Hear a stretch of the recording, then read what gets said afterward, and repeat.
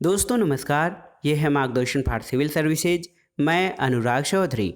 दोस्तों मार्गदर्शन सामान्य अध्ययन के अंतर्गत आज की वीडियो में प्रस्तुत है सभी परीक्षाओं के लिए उपयोगी और महत्वपूर्ण भूगोल खंड से संबंधित विश्व के प्रमुख पठार, मैदान, प्रमुख घास के मैदान, विश्व की प्रमुख वनस्पतियाँ और जनजातियाँ, विश्व के प्रमुख ज्वालामुखी और प्रमुख नदियों से संबंधित तथ्य।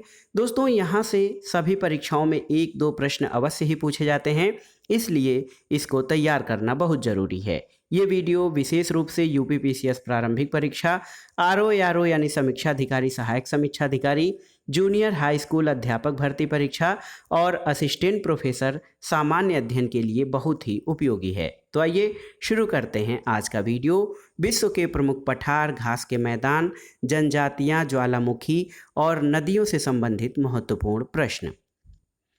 दोस्तों सबसे पहले हम विश्व के प्रमुख पठारों के बारे में जानेंगे। देखिए, तिब्बत का पठार। दोस्तों तिब्बत का पठार जो है ये मध्य एशिया में तिब्बत में स्थित है। ग्रीनलैंड का पठार ग्रीनलैंड में स्थित है। कोलोरेडो पठार दोस्तों बहुत ही महत्वपूर्ण है। कोलोरेडो पठार संयुक्त राज्य अमेरिका में स्थित है। यूकान का पठार आपका अलास्का में स्थित है। अरब का पठार देखिए दक्षिण पश्चिम एशिया में स्थित है। और ईरान का पठार आपका ईरान में अवस्थित है। दक्षिण अफ्रीका का पठार ये अफ्रीका महाद्वीप में स्थित है। कोलंबिया का पठार अमेरिका में और ब्राज़ील का पठार आपका ब्राज़ील में स्थित है। दोस्तों मैक्सिको पठार मैक्सिको में स्थित है और प्रायद्वीपीय पठार आपका भारत में स्थित है।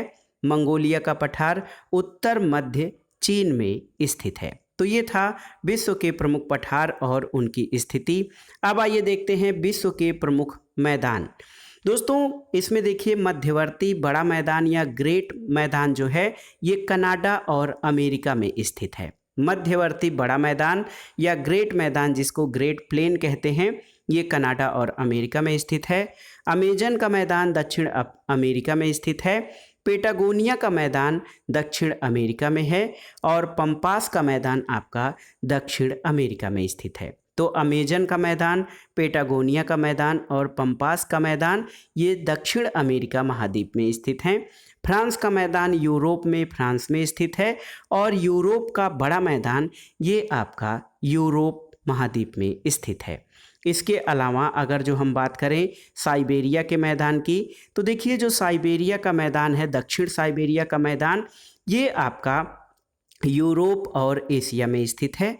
सहारा का मैदान अफ्रीका में स्थित है और नील नदी का मैदान दोस्तों मिस्र में अफ्रीका में स्थित है और सिंधु का मैदान आपका भारत और पाकिस्तान में स्थित है। आइए देखते हैं परीक्षाओं की दृष्टि से महत्वपूर्ण दोस्तों घास के मैदानों से संबंधित महत्वपूर्ण तथ्यों को। तो देखिए लानोस जो घास के मैदान हैं ये उष्णकटिबंधीय घास स्थलों में शामिल हैं। दोस्तों लानोस जो है उष्णकटिबंधीय घास स्थल कोलंबिया और वेनेजुएला में स्थित हैं।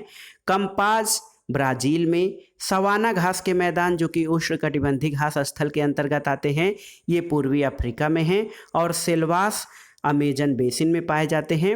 पार्कलैंड दोस्तों अफ्रीका में स्थित उष्णकटिबंधीय घास स्थल हैं। अब आइए घास स्थलों में जो शीतोष्ण कटिबंधीय घास स्थल हैं उनकी दूसरी वैरायटी, उष्णकटिबंधीय नहीं बल्कि शीतोष्ण कटिबंधीय। तो पंपास दोस्तों ये अर्जेंटीना में पाए जाते हैं। स्टेपी मध्य एशिया और यूक्रेन में पाए जाते हैं। वेल्ड दोस्तों दक्षिण अफ्रीका में और प्रेयरी शीतोष्ण कटिबंधीय घास के मैदान उत्तरी अमेरिका में कनाडा देश में स्थित हैं। पुष्टाज दोस्तों ये शीतोष्ण कटिबंधीय घास मैदान हंगरी में हैं और इनको यानी शीतोष्ण कटिबंधीय घास स्थल को ऑस्ट्रेलिया में डाउन्स के नाम से जाना जाता है और इनको कैंटरबरी न्यूजीलैंड में कहा जाता है। तो एक बार फिर से दोहराते हैं, शीतोष्ण कटिबंधीय घास स्थलों में पंपास अर्जेंटीना में, स्टेपीज यूक्रेन यानी मध्य एशिया में, वेल्ड दक्षिण अफ्रीका में, प्रेयरी कनाडा उत्तर अमेरिका में और पुष्टाज घास के मैदान हंगरी में, डाउन्स जो हैं ऑस्ट्रेलिया में और कैंटरबरी न्यूजीलैंड में हैं। आइए देखते हैं दोस्तों विश्व की प्रमुख वनस्पतियों से संबंधित महत्वपूर्ण तथ्य जो आपके परीक्षाओं की दृष्टि से बहुत ही उपयोगी हैं। देखिए दोस्तों ट्रोपोफाइट किसे कहा जाता है? तो उष्णकटिबंधीय जलवायु वाली घास और वनस्पति को ट्रोपोफाइट कहा जाता है।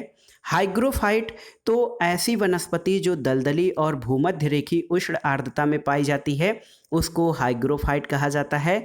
जेरोफाइट तो दोस्तों उष्णकटिबंधीय मरुस्थलीय क्षेत्रों की वनस्पति, देखिए बहुत ही महत्वपूर्ण है, उष्णकटिबंधीय मरुस्थलीय क्षेत्रों की वनस्पति को जेरोफाइट के नाम से जाना जाता है। और हाइड्रोफाइट ऐसी वनस्पति है जो जल प्लावित यानी जल भराव वाले क्षेत्रों में पाई जाती है। मेसोफाइट क्या है? तो मेसोफाइट शीतोष्ण कटिबंधीय क्षेत्र की वनस्पति है। और क्रायोफाइट टुंड्रा और शीत प्रधान क्षेत्रों की वनस्पति है। क्रायो का मतलब होता है अत्यंत शीत या अत्यंत ठंडा तापमान, तो क्रायोफाइट टुंड्रा और शीत प्रधान क्षेत्रों की वनस्पति होती है। हेलोफाइट वनस्पति तो दोस्तों हेलोफाइट जो है ये नमकीन क्षेत्र या जो है हमारा नमक लवणीय क्षेत्र में पाई जाने वाली वनस्पति, इसको हेलोफाइट कहा जाता है। और लिथोफाइट उन वनस्पतियों को कहा जाता है जो कड़ी चट्टानों में उगती है। तो ये हमने देख लिया प्रमुख वनस्पतियां, विश्व की प्रमुख वनस्पतियां। ट्रोपोफाइट उष्णकटिबंधीय जलवायु वाली घास वनस्पति, हाइग्रोफाइट दलदली और भूमध्य रेखीय, जेरोफाइट मरुस्थलीय क्षेत्रों की वनस्पति, हाइड्रोफाइट जल भराव वाले क्षेत्रों की वनस्पति, मेसोफाइट शीतोष्ण कटिबंध क्षेत्र की वनस्पति, क्रायोफाइट अत्यधिक ठंडे प्रदेशों की वनस्पति, और हेलोफाइट लवणीय क्षेत्र में पाई जाने वाली वनस्पति, तथा लिथोफाइट जो है वो कड़ी चट्टानों में उगने वाली वनस्पति को कहा जाता है। अब आइए देख लेते हैं दोस्तों विश्व की प्रमुख जनजातियां, क्योंकि जनजातियों से संबंधित प्रश्न अवश्य ही पूछे जाते हैं। इसको आप देख लीजिए। पिग्मी जनजाति तो दोस्तों पिग्मी जो है ये कांगो बेसिन जो हैं अफ्रीका के निवासी हैं। बेद्दा जनजाति श्रीलंका में पाई जाती है। छैदा अमेरिका में। माओरी जनजाति न्यूजीलैंड की मूल निवासी है। और रेड इंडियन उत्तरी अमेरिका के तटीय क्षेत्रों के निवासियों को रेड इंडियन कहते हैं। मसाई जनजाति पूर्वी अफ्रीका के मूल निवासी हैं। और एस्किमो दोस्तों देखिए कनाडा के टुंड्रा में रहने वाले लोग एस्किमो कहे जाते हैं। बद्दू अरब प्रदेश में रहने वाली जनजाति है। और खिरगिज जो है एशिया के स्टेपीज देश के वासी हैं। जनजातियों के बाद आइए देख लेते हैं विश्व के प्रमुख ज्वालामुखी, उनके नाम और उनकी अवस्थिति। तो देखिए दोस्तों माउंट एटना ज्वालामुखी ये सिसिली इटली में स्थित है और ये एक्टिव यानी सक्रिय ज्वालामुखी का उदाहरण है। तो माउंट एटना सिसिली इटली में स्थित है, सक्रिय ज्वालामुखी। माउंट इरेबस ये रास अंटार्कटिका में स्थित है दोस्तों। फ्यूजियामा जापान में स्थित है। और कोटोपैक्सी इक्वेडोर में स्थित है। दोस्तों कोटोपैक्सी जो है इक्वेडोर में स्थित है और इसमें अंतिम विस्फोट 1942 यानी 1942 में हुआ था।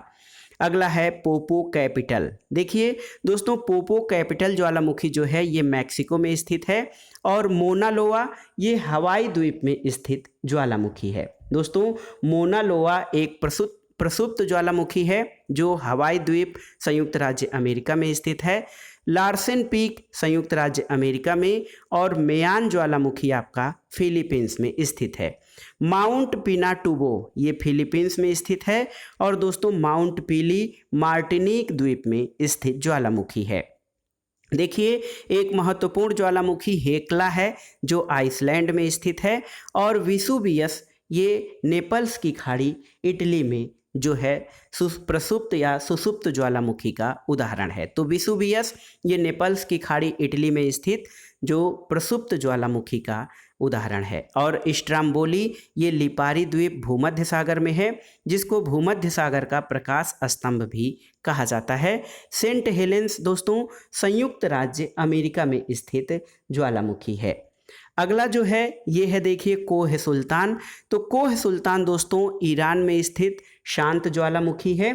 और देवबंद ईरान में स्थित शांत ज्वालामुखी का उदाहरण है। तो कोह सुल्तान और देवबंद ये दोनों ईरान में स्थित शांत ज्वालामुखी के उदाहरण हैं। एलबुर्ज ज्वालामुखी जॉर्जिया में है और माउंट अरारात आर्मेनिया में है। किलिमंजारो तंजानिया में स्थित है। दोस्तों बहुत ही महत्वपूर्ण है, किलिमंजारो शांत ज्वालामुखी का उदाहरण है जो कि तंजानिया में स्थित है। माउंट सस्ता, देखिए माउंट सस्ता संयुक्त राज्य अमेरिका में है। कटमई जो ज्वालामुखी पर्वत है ये अलास्का संयुक्त राज्य अमेरिका के जो अधीन है उसमें स्थित है। गुआल्लाशिरी चिली में स्थित है और लेस्कर ज्वालामुखी चिली में स्थित है। सेमेरू इंडोनेशिया में और माउंट डिंजेव जो है जापान में स्थित है। क्राकाटोआ ज्वालामुखी ये इंडोनेशिया में स्थित है। माउंट कैमरून, दोस्तों ये कैमरून देश अफ्रीका में स्थित है। तो देखिए माउंट कैमरून जो है ये शांत ज्वालामुखी है, अफ्रीका जो है कैमरून अफ्रीका में स्थित है। माउंट कीनिया, दोस्तों ये कीनिया में स्थित है, देखिए माउंट कीनिया। और माउंट पोपा म्यांमार में स्थित है और ये शांत ज्वालामुखी का उदाहरण है माउंट पोपा। दोस्तों ओजोस डेल सलाडो ये अर्जेंटीना चिली सीमा पर स्थित है और ये सबसे ऊंचा ज्वालामुखी पर्वत है। Ojos del Salado Argentina Chile में स्थित है और ये सबसे ऊंचा जो है ज्वालामुखी पर्वत है। चिम्बारेजो इक्वेडोर में और माउंट रेनियर ज्वालामुखी पर्वत ये संयुक्त राज्य अमेरिका में है। लाकी आइसलैंड में और माउंट रेंजल आपका कनाडा में स्थित है। बलकैतो लिपारी द्वीप पर स्थित ज्वालामुखी है। दोस्तों इसके अलावा देखिए यहाँ पर किलायू जो ज्वालामुखी है ये हवाई द्वीप यूएसए में स्थित है और सेंगे ज्वालामुखी इक्वेडोर में, प्यूरेस ज्वालामुखी कोलंबिया में, टैम्बोरा इंडोनेशिया में और मेरू आपका कीनिया में स्थित है। दोस्तों विलरिका जो है चिली में स्थित बहुत ही सक्रिय ज्वालामुखी है और सबसे अधिक सक्रिय ज्वालामुखी जो हैं ये चिली में स्थित हैं। अब आइए देखते हैं विश्व की नदियों से संबंधित कुछ महत्वपूर्ण तथ्यों को जो आपके आगामी परीक्षाओं के लिए बहुत ही उपयोगी होंगे। तो देखते हैं दोस्तों, यहाँ पर देखिए विश्व की सबसे व्यस्त व्यापारिक नदी कौन सी है। देखिए दुनिया की सबसे व्यस्त व्यापारिक नदी ये आपकी राइन नदी है। मरे डार्लिंग नदी दोस्तों ये ऑस्ट्रेलिया में प्रवाहित होती है और ह्वांगहो नदी को चीन का शोक कहा जाता है और ह्वांगहो नदी को पीली नदी भी कहते हैं। दोस्तों नाइजर नदी इसको तेल नदी या ऑयल रिवर के नाम से जाना जाता है और विश्व की सबसे लंबी नदी ये नील नदी है और मिस्र को नील नदी का वरदान कहा जाता है। दोस्तों विश्व की सबसे बड़ी नदी प्रवाह क्षेत्र या अपवाह क्षेत्र के संबंध में ये अमेजन है बहाव क्षेत्र में और इसकी द्रोणी अधिक सबसे बड़ी है। विश्व की सबसे लंबी नदी नील नदी और सबसे बड़ी नदी अपवाह क्षेत्र या बहाव में ये अमेजन है।